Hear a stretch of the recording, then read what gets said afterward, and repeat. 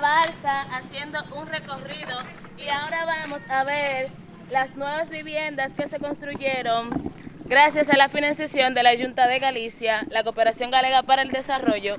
Con la ejecución de este proyecto tenemos al Instituto de Acción Comunitaria, Asamblea de Cooperación por la Paz y la Asociación Galega de Reporteros y Reporteras Solidarios. Vamos.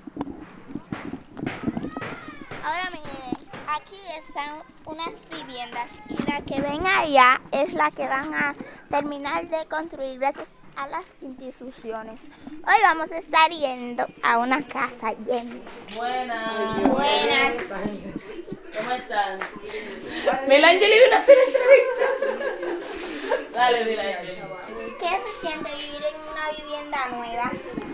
Estar en una vivienda no es excelente porque son muchos beneficios y la comodidad.